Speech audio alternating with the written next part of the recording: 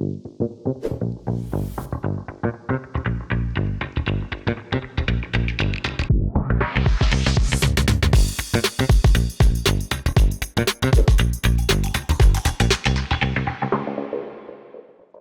Taylor, welcome to Founders Tales. Do you want to give the audience a quick intro to yourself and your company, Lighthouse?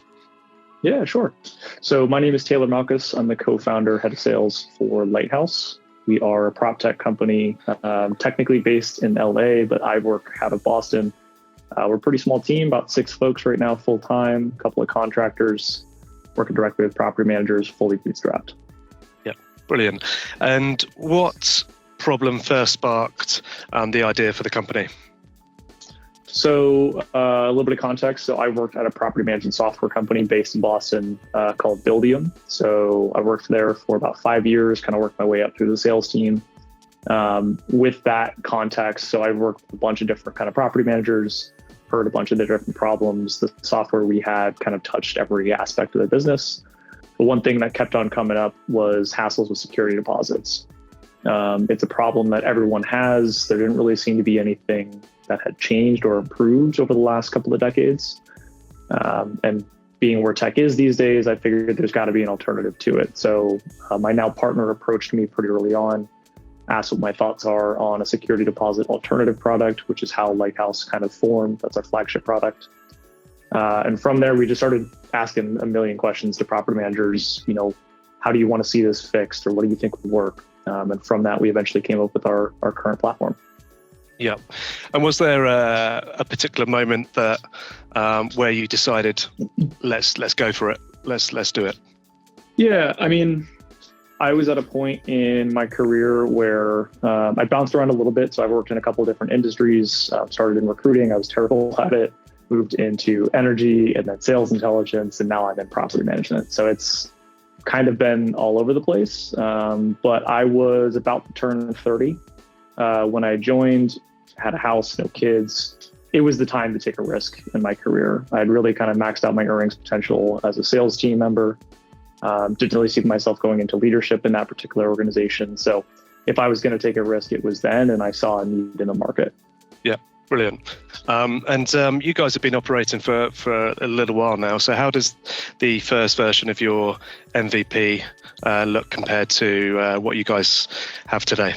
Yeah, it's an interesting question. So we were really lucky in that our CTO is an incredible engineer. He does a really, really good job. So our first iteration of the product, while definitely rougher than it is today, was actually really smooth.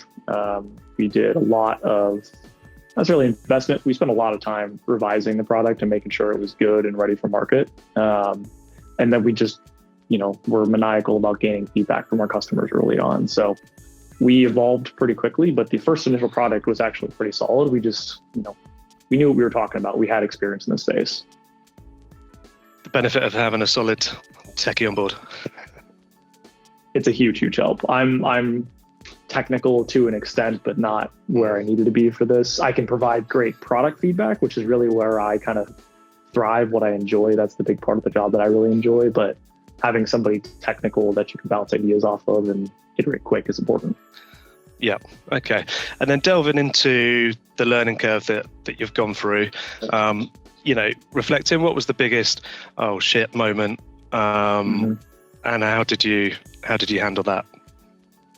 Yeah, there's been a couple. There was one in particular that was, I won't go too far into the details, but it was pretty existential to our business.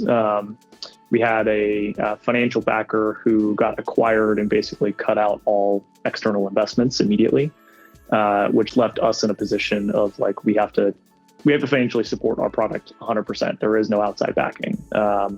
We've always been bootstrapped. We haven't taken any outside funding, but that was one of those situations where we had to adapt or die quickly. So thankfully, we found a way to kind of transition how our product works in the market. Didn't make any difference to our customers. There's no external changes on their side, but there was a lot of paperwork, a lot of meetings, a lot of coordination involved on our side. So having partners you trust to really kind of delegate tasks and trust that they're going to get what they need to get done is super important. Yeah. Okay.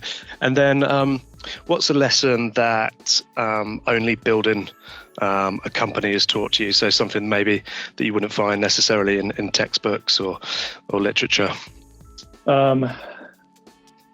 The quote that I always think of, I never get it right, but everyone has a plan until you get punched in the mouth, I think is a Tyson quote. Tyson, sure there's other people that have said it, but it's resilience, I think, is the big thing. Like you really don't know what's involved in building a business until you kind of get in the thick of it and have to go through a couple of those trials like I was just talking about. So building resilience quickly, getting comfortable being uncomfortable. It's not something you can learn in a book. It's just something you learn through experience.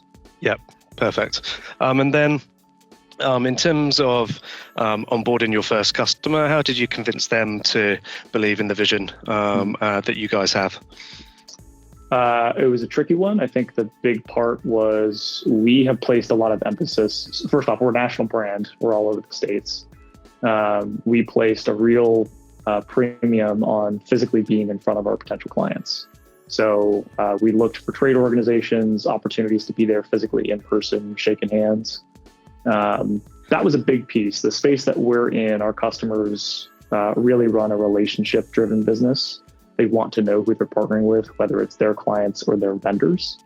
So being physically in front of them, being able to answer questions in real time, letting them read my body language to trust that what I'm saying is actually legitimate and I'm not kind of beating around the bush.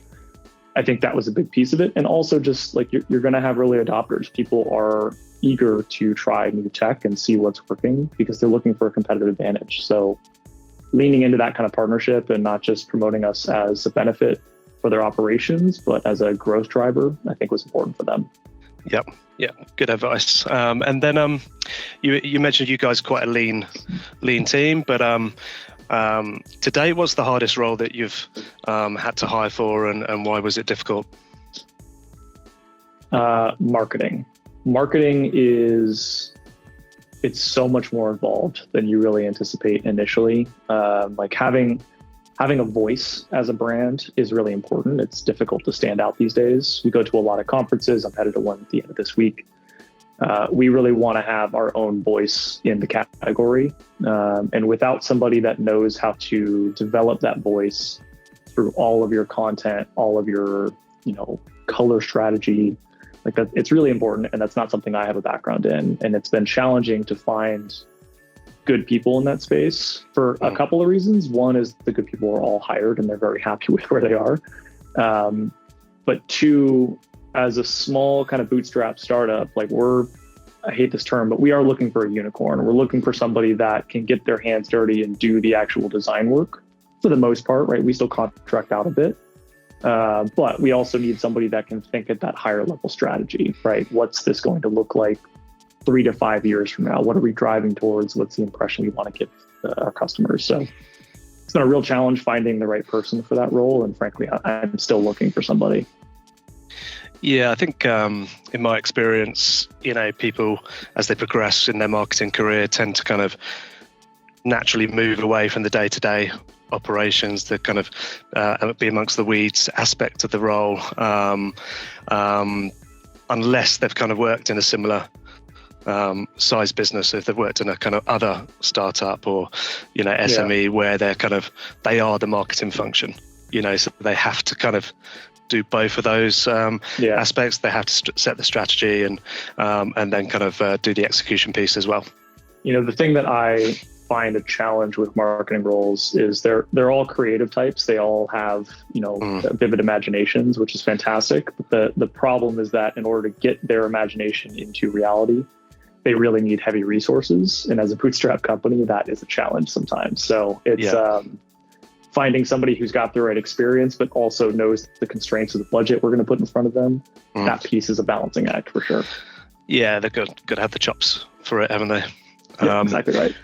Cool. And I know technically the business is LA West Coast based, but you're in Boston. So what advantages or frustrations do you see when it comes to building a startup in Boston compared to maybe San Francisco or New York?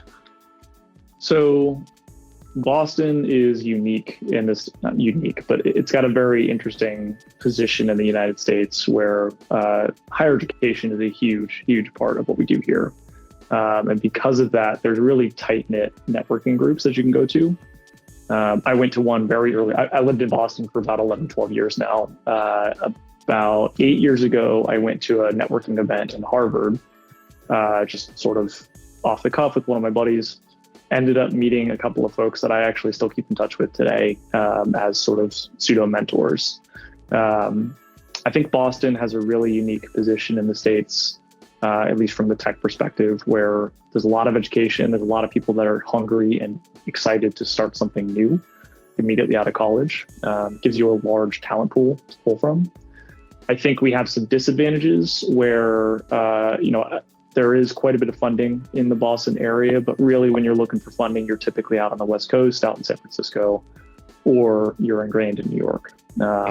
So I think Boston kind of is it's the city that most people don't necessarily think of when they think of like tech startup and funding. But if you're not looking at headlines and you really kind of meet folks within the industry, it's amazing what's going on here. Yeah. Thanks for that. And then, is there any particular way that you feel the Boston startup community could, better support early founders in terms of their journeys? Yeah, Suffolk University does a thing called Startup Week or Startup Boston Week every year. I think it was last month. So I went to that. Some really great sessions. It's all free, which is kind of amazing. The amount of content and the caliber of speakers that they bring is pretty impressive, given it's a free event. All of that can be tuned in, live if you want to go to Suffolk, or you can do it remotely. I think that is something that Boston does extremely well. I'd like to see more of it though, and I'd love to see some kind of like startup Boston conference of some kind. Like we have a beautiful conference center right in the downtown Boston area. I'd love to see an event that's put on where just local talent, local vendors are putting together, a booth and demonstrating their wares. I'd love to see more of that. Yeah. We went up to Startup Boston Week, and I'd certainly echo your opinion of the event. I thought it was fantastic.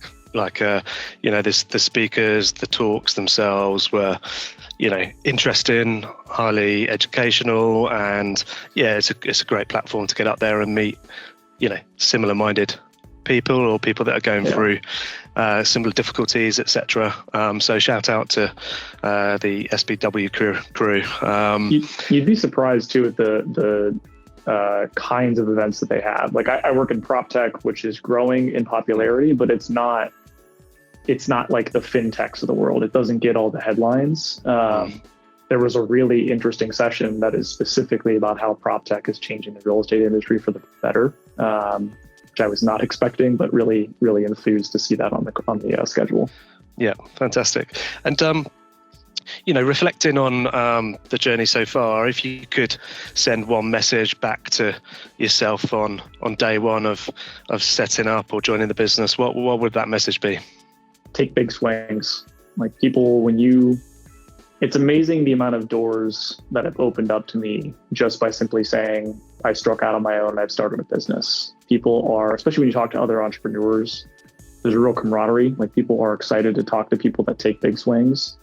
And the expectation is you're going to fail, and you're going to fail a lot. And if you're not failing, you're doing something wrong. You need to be doing that to grow. So I would definitely tell myself and anybody that's starting a business, like, don't be shy. Go out, meet people, shake hands, be vulnerable, be uncomfortable, embrace that. And at the end of the day, when you find the right opportunity, bet big, take a big swing.